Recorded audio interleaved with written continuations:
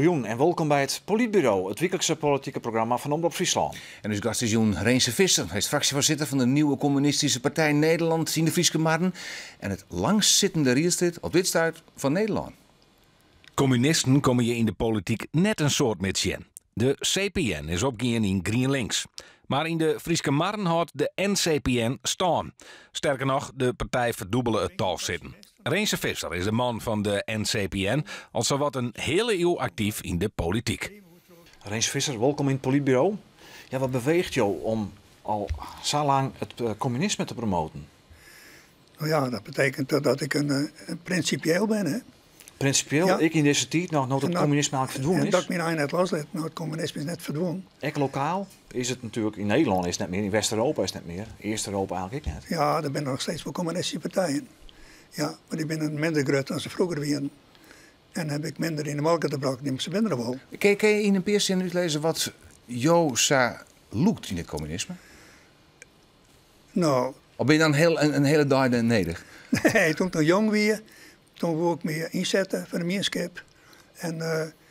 En ik vielde in al mijn vezels. En ik trok dus dat er een communistische afdeling was in de Lemmer.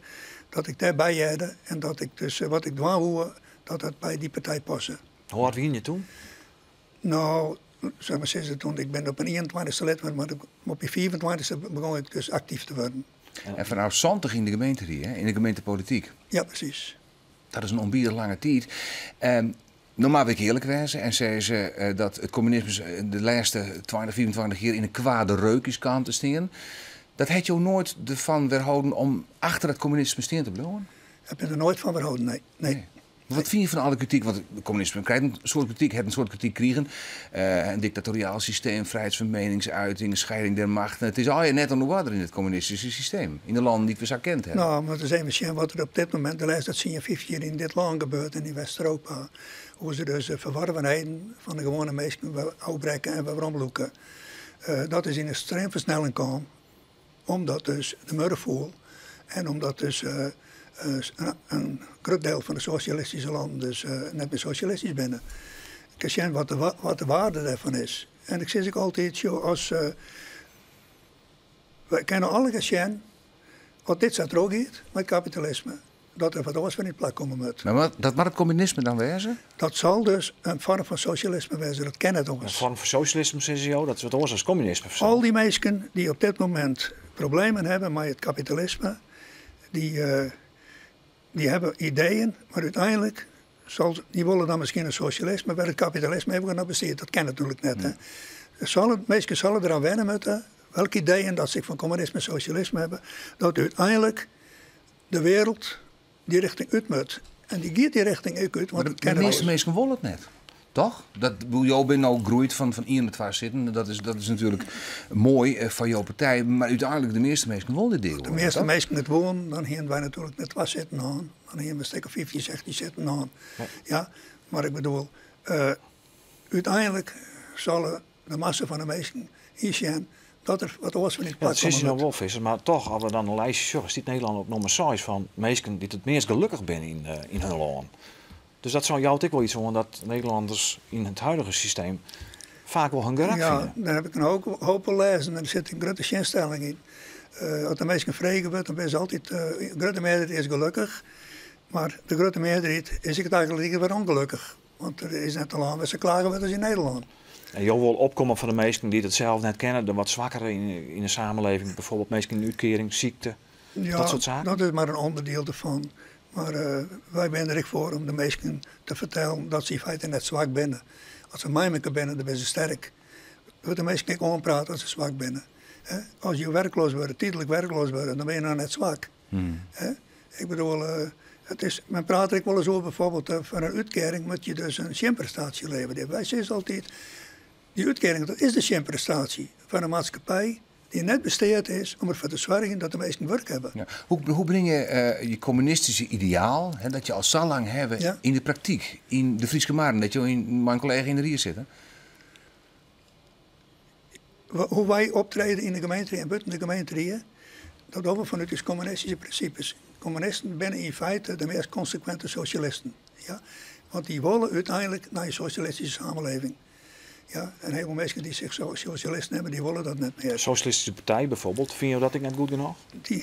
Die partij dus, die had dat al 50 jaar in Auschwitz. Om dus te streven naar een socialistische... Die ben net consequent genoeg voor jou. Ik ben het consequent genoeg. Ja. Maar kan je een paar dingen nemen waarvan je zegt als gemeenteraadslid, doe ik dit soort zaken, zodat ik dan het echte communisme in de rier van de Friese Markt breng? Wij treden in de gemeente op. Dat wij dus keren zijn dus de uitbraak van de sociale voorzieningen. Ja? Maar dat kennen we natuurlijk net altijd keren. Tegelijkertijd is dus praktische politiek dat we mensen kunnen helpen. Ja? Praktisch. Ja, dat we mensen praktisch helpen. En tegelijkertijd moeten wij dus deze maatschappij aanklaaien op dat punt waarop ze van Nederland, van een kapitalistisch Nederland met een menselijk gezicht, verhoren in een kapitalistisch land, wat vroeger het naakte kapitalisme was. Ze hebben het wel eens over vooruitgang en progressie, maar op dit moment leven we in een reactionair tijdperk. Wat men waarom gaat naar vroeger. Alles wat afbrutsen, de marktwerking, die het de boppen aan. Steeds meer mensen die zorgen in dat dit zo net verder kan. En die ben er nog net zo vier als wij. Maar hoe zul je dat waarom niet rieën? Ja, die marktwerking is toch dat is de viergang, zeggen ze. Ja. De mensen hebben net in de gaten dat die marktwerking uiteindelijk funest is. Ja, maar toch gebeurt er wat. Hè? Je hebt in Lemsterland natuurlijk vaak zelfs treinen zitten wel han in de rier. Toen is Lemsterland in 2014 in de Friese Markt opgegaan. Toen dacht iedereen van hoe soort maar de NCPN komen. Ja. Nou zit je weer met 12 mensen in de rier. Ja. Wat leert jou dat communisme schijnt dat de mensen sapio stemmen? Of komt het helemaal net terug het communisme? Komt het terug Reense Visser als persoon? Dit is een Reense Visser effect. Nou ja, dat weet ik niet. Dan is dat natuurlijk al als 50 jaar zo. Maar ik bedoel... nou ja, je komt een soort op voor de meesten. Ja, maar ik het zou zeggen... we proberen het dan wel eens aan mij wat last te zien van de communistische politiek van de NCPN. Het is Reense Visser. Ik zeg altijd, jou altijd het antwoord. Als ik dus net lid weer van de NCPN, dan ben ik een hele Reense Visser.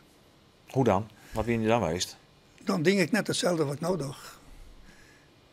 De partij heeft jou de richting doen die je nou u dragen in de politiek en boven de politiek. Precies.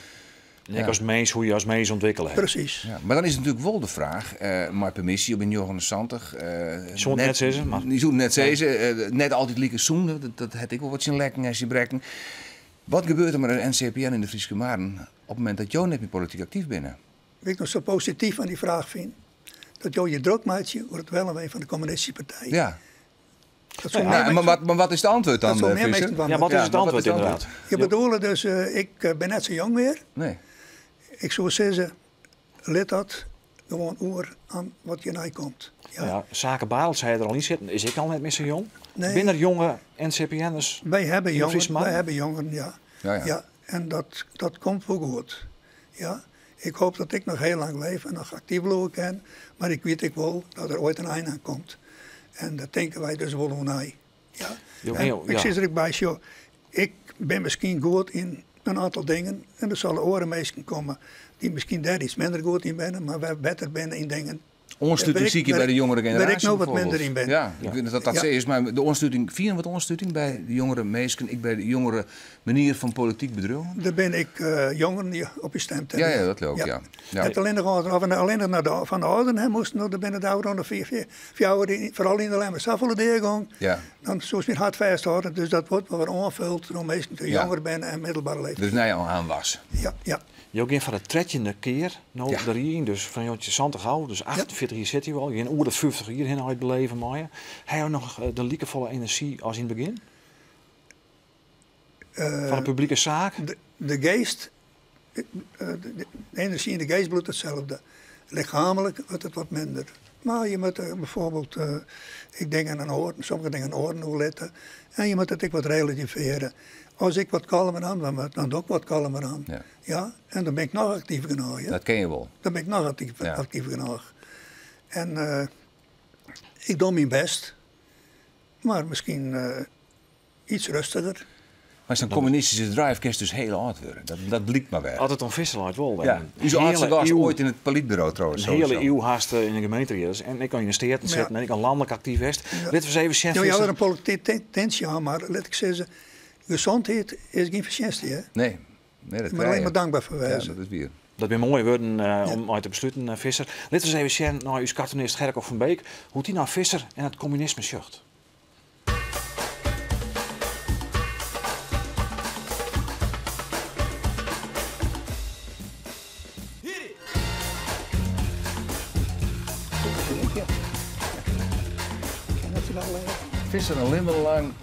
Visser een libbelang stem van het volk, ontwaakt, verworpene van de lemmer, kom maar bij Reense. Van de lemmer.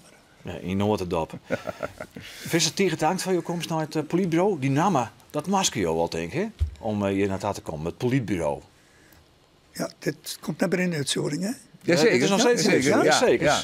Nou ja, laat ik het zo zeggen, het is een... Ze nemen ze in de Sovjet-Unie het dagste bestuur van de communistische Ja. partij. Maar je kan beter in het politbureau zitten als in het politiebureau, hè? Dat is ik zo. Dat vinden wij. Wij willen heel graag dat jullie beschikbaar horen. Mocht het in de komende 4 jaar wezen, dat we jou nog een keer uitnodigen. Oké, Dank u wel. dank u wel. En dat is weer deze aflevering van het politbureau. We zijn de Nijwieke man die vanzelfs weer. Bedankt voor het zien. Nog een hele mooie jongen.